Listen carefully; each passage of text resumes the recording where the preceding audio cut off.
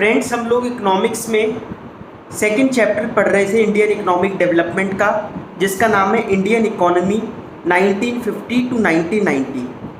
इसमें मैंने अभी तक आप लोगों को दो चीज़ें समझाई थी। एक तो central problems of the economy, जो हम लोगों ने ऑलरेडी 11th में भी पढ़ा हुआ है। दूसरा हमने डिस्कस किया था types of economic system, capitalist, socialist और मिक्स्ड इकोनॉमी।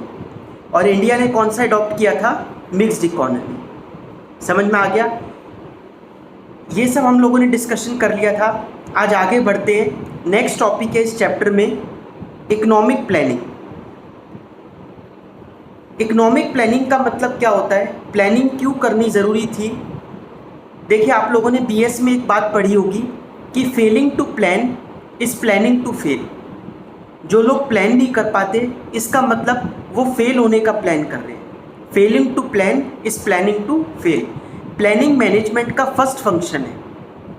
ठीक है, प्लानिंग किस लिए ज़रूरी थी हमारी इकोनॉमी में? जितने लोग गरीबी रेखा से नीचे है, मतलब बिलो पॉवर्टी लाइन है, उनमें से जितने ज़्यादा हो पाए लोगों को अपलिफ्ट करने के लिए, देश में जो सेकेंडरी और टर्शरी सेक्टर की हालत है उसको सुधारने के लिए, एग्रीकल्चर सेक्टर में जो फैसिलिटीज़ अवेलेबल नहीं है और उसको फार्मर्स की जो दुर्दशा हो रही है उसको कैसे समाप्त किया जाए, उसके लिए, वुमेन की एम्पावरमेंट के लिए। तो ये सारे रीजंस थे। और जो हमारी जो फॉरेन डिपेंडेंस है उसको कम करने के लिए, ये सारे ऑब्जेक्टिव्स के साथ हम लोगों ने क्या स्टार्ट की थी? Economic plan. ठीक है, तो इसको पढ़ना शुरू करते हैं इकोनॉमिक प्लानिंग को। फर्स्ट पॉइंट है इकोनॉमिक प्लानिंग में, ये बुलेट्स में दे रखे हैं ना point. For the development of Indian economy it was necessary for the government to plan for the economy known as economic planning. Economic planning can be defined as making major economic decisions, what, how and for whom to produce by the conscious decision of a determinate authority on the basis of comprehensive survey of the economy as a whole. तो उसकी economy की analysis करना और analysis करने के बाद ये जो सेंट्रल प्रॉब्लम्स है इनके सॉल्यूशन को ढूंढना। The industrial policy resolution of 1948, जिसको हम इस चैप्टर में डिटेल में पढ़ेंगे, and the directive principles of the Indian constitution assigned a leading role to the public sector. Private sector was also encouraged to be part of the plan efforts. To make economic planning effective, the government of India set up planning commission in 1950. ये important है, MCQ में भी आ सकता है, अलग से 1 marker भी आ सकता है कि प्लानिंग कमीशन कब सेटअप हुआ था। तो ईयर आपको याद रखना है, 1950 में हुआ था प्लानिंग कमीशन। वैसे अब प्लानिंग कमीशन का नाम चेंज कर दिया गया है। जो एनडीए की गवर्नमेंट आई थी 2014 के बाद, उन्होंने प्लानिंग कमीशन का नाम चेंज करके नीति आयोग कर दिया है, नीति आयोग। ठीक है, with the prime minister as chairman. ये इंपॉर्टेंट दूसरा क्वेश्चन है कि चेयरमैन कौन होता है प्लानिंग कमीशन का, कौन होता था? अब तो प्लानिंग कमीशन ही खत्म होकर नीति आयोग हो गया है। तो प्लानिंग कमीशन का चेयरमैन कौन था? खुद प्राइम मिनिस्टर होते हैं। The purpose of the commission was to carefully assess the human and physical resources of the country and to prepare the plans for the effective use of resources. The planning commission fix the planning period at 5 years. Planning period रखा गया 5 साल, जिसको बोला जाता था 5 year plan. Hindi में बोलते हैं इसको पंचवर्षीय योजना। ठीक है, पंचवर्षीय योजना या 5 year प्लान। 5-5 साल के कुछ ऑब्जेक्टिव सेटअप किए जाते थे कि हमारी जीडीपी इतनी बढ़ जानी चाहिए, इतने लोग गरीबी से बाहर आ जाने चाहिए, इतनी ग्रोथ हो जाने चाहिए इंडस्ट्रियल सेक्टर की। तो ये कुछ एम्स रखे जाते थे। फिर 5 साल बाद देखा जाता था कि हमने उनमें से क्या क्या अचीव कर लिया, कौन कौन सा फिर नेक्स्ट प्लान में और कंसिडर करना बाकी है। विच begin the era of 5 year plans. तो यहाँ से 5 year प्लान का एरा मतलब युग एक शुरू हो गया था। अब नेक्स्ट इंपॉर्टेंट चीज़ है इसमें, ये मोस्ट इंपॉर्टेंट क्वेश्चन है पूरे चैप्टर का, गोल्स ऑफ 5 year प्लान। पूरे तो शायद एक साथ नहीं आए, इसमें 4 गोल्स हैं। चारों में से कोई भी एक गोल आपके पास लिखने को आ सकता है कि इस गोल को आप एक्सप्लेन करो। तो 5 ईयर प्लान बनाते वक्त कौन से 4 मेजर गोल्स को ध्यान में रखा जाता था वो हम डिस्कस कर रहे हैं। पहला पॉइंट है इसमें, the 5 year plans have also taken care to ensure that the weaker sections of the population benefit from the economic progress of the country. The first 5 year plan was launched for a period starting from 1 April 1951 and ending with 31 March 1956। याद रखने की बात है, ये 1 April 1951 से शुरू हुआ था पहला 5 ईयर प्लान और कब ख़त्म हुआ था, 31 मार्च 1956। इसका मतलब 5 ईयर प्लान्स भी फाइनेंशियल ईयर को फॉलो करते थे, ना कि कैलेंडर ईयर। ठीक है, तो 1 अप्रैल 1951 टू 31 मार्च 1956, इस बात को याद रखना। Each 5 year plan listed the basic goals of India's development, which serve as the guiding principle of Indian planning. These basic goals are growth, modernization, self-reliance, equity. Growth, modernization, self-reliance and equity, ये 4 major goals थे किस चीज़ के, 5 year plan के। एक एक करके इसको detail में पढ़ते हैं। पहला है ग्रोथ, ग्रो करना। अब ग्रो कैसे किया जाता है, ग्रो करने का मतलब क्या है, यहाँ पर ग्रो के मतलब है इकोनॉमी ग्रो करें। तो इकोनॉमी में जैसे 3 सेक्टर्स में डिवाइडेड है हमारी इकोनॉमी, प्राइमरी सेक्टर, सेकेंडरी और टर्शरी। प्राइमरी में तो ऑलरेडी लोग हैं, लेकिन सेकेंडरी और टर्शरी सेक्टर का बहुत बुरा हाल था। तो सेकेंडरी सेक्टर और टर्शरी सेक्टर में इम्प्रूवमेंट हो, यहाँ पर लोग जाएं। तो सेकेंडरी सेक्टर मतलब मैन्युफैक्चरिंग सेक्टर और सर्विस सेक्टर, ठीक है, ये हमारे देश में ग्रो होना शुरू हो। जैसे बैंकिंग हो, इंश्योरेंस फैसिलिटीज़ हो, कंसल्टेंसी सर्विसेज हो, ट्रांसपोर्टेशन हो, ये सारी चीज़ें आ जाती हैं इसमें। इन सब की ग्रोथ हो और साथ साथ इनमें एफिशिएंसी आए। सर्विस देना ही काफ़ी नहीं है, सर्विस में एफिशिएंसी भी आनी चाहिए। आपने बीएस में एक चीज़ और पढ़ी होगी, एफिशिएंसी और इफेक्टिवनेस के बीच में डिफरेंस। जिन्होंने चैप्टर 1 पढ़ा है बीएस का, फर्स्ट बुक का चैप्टर 1, एफिशिएंसी और इफेक्टिवनेस के बीच में फ़र्क बता रखा है। तो यहाँ पर कह रहा है इफेक्टिव तो हो जाता है सब कुछ, अगर सर्विस सामने वाले ने आपको प्रोवाइड कर दी। आपने आज इंश्योरेंस मांगा, इंश्योरेंस के लिए अप्लाई किया कि मुझे इंश्योरेंस चाहिए, तो अगर वो 1.5 साल बाद इंश्योरेंस मिल रहा है तो इफेक्टिव तो है कि इंश्योरेंस तो मिल गया, लेकिन एफिशिएंसी नहीं है सर्विस की।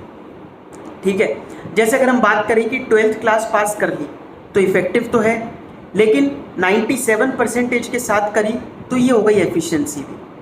ठीक है, तो इसको पढ़ते हैं हम। ग्रोथ का मीनिंग क्या होता है? The stagnation during the British rule forced the planners to make economic growth as the first and foremost objective of Indian plans. Growth refers to increase in the country's capacity to produce the output of goods and services within the country. Growth implies, अब growth का meaning देखना, ये important है लिखने के लिए जब growth अगर एक्सप्लेन करने को आता है। Growth implies either a larger stock of productive capital or a large size of supporting services like transport and banking or an increase in the efficiency of productive capital and services. सबसे पहले देखो क्या बोला, either a larger stock of productive capital, ये कह रहा है manufacturing sector grow करे। दूसरा पॉइंट, और a larger size of supporting services, tertiary sector grow करे। फिर कह रहा है थर्ड पॉइंट में इन दोनों सेक्टर में एफिशिएंसी भी आए। ठीक है, increase in the efficiency of productive capital and services. A good indicator of economic growth in the language of economics is steady increase in the GDP. GDP refers to the market value of all final goods and services produced in the country during a period of 1 year.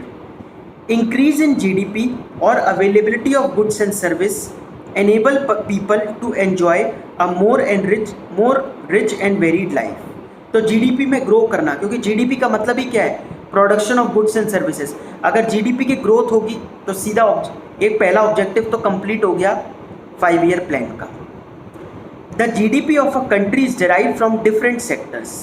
ये हमें पता ही है 3 sectors होते हैं. In some countries, growth in agriculture contributes more to the GDP growth, while in some countries, growth in service sector contributes more to the GDP growth. The contribution of each sector makes up the structural composition of the economy. तो तीनों sector मिलकर ही GDP में contribute करते हैं. और हमें हर sector के बारे में, क्योंकि हर सेक्टर इंपॉर्टेंट है, सिर्फ एग्रीकल्चर पर भी बेस नहीं हो सकते, सिर्फ मैन्युफैक्चरिंग पे भी बेस नहीं हो सकते, और सिर्फ सर्विस सेक्टर पे भी बेस नहीं हो सकते. तीनों सेक्टर की अपनी इंपॉर्टेंस होती है इकोनॉमी के लिए. ठीक है, तो ये पहला ऑब्जेक्टिव हो गया ग्रोथ. सेकंड ऑब्जेक्टिव है मॉडर्नाइजेशन. मॉडर्नाइजेशन का मतलब क्या है?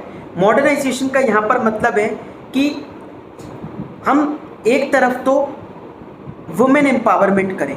वुमेन एम्पावरमेंट मतलब कि जहाँ पर हम लोगों ने सिर्फ हमारी जो सोसाइटी को मेल डोमिनेटेड सोसाइटी कहा जाता है कि हम मेल्स को ज़्यादा प्रेफरेंस देते हैं हर चीज़ में, तो वो चीज़ ख़त्म हो. ऑफिसेज वगैरह में वुमेन को भी अलाउ किया जाए. और आप इसका इम्पैक्ट देख भी रहे हो 5 ईयर प्लान का कि अब इक्वालिटी आ रही है इन चीज़ों में. ठीक है. और दूसरा क्या होता है मॉडर्नाइजेशन में? हम नई टेक्नोलॉजी का यूज़ करें, हम वर्ल्ड के साथ चलें. जो नई टेक्नोलॉजी वर्ल्ड में आ रही हो, अपग्रेडेड टेक्नोलॉजी हो, हम उसका यूज़ करें. हम पुरानी ऑब्सोलीट टेक्नोलॉजी के साथ ही production of goods and services ना करें. ये दोनों चीज़ें आती हैं मॉडर्नाइजेशन. ठीक है. एक तो वुमेन एम्पावरमेंट मतलब जेंडर बायस ना हो हमारी कंट्री, और दूसरी तरफ हम लोग टेक्नोलॉजी का यूज़ करें. Indian planners have always recognize the need for modernization of society to raise the standard of living of people. Modernization includes adoption of new technology. नई टेक्नोलॉजी अडॉप्ट करें. Modernization aims to increase the production of goods and services through use of new technology. For example, a farmer can increase the output on the farm by using new seed varieties instead of using old ones. Similarly, a factory can increase output by using a new type of machine. नई type की machine use करना. दूसरा, change in social outlook. Modernization also requires change in social outlook such as gender empowerment or providing equal rights to women. A society will be more civilized and prosperous if it makes use of the talents of women in the workplace. समझ में आ गया?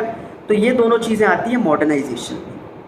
Third point है self reliance, जिसकी आजकल आप लोग चर्चा भी सुन रहे होंगे, आत्मनिर्भर बनना. ठीक है. तो सेल्फ रिलायंस बने.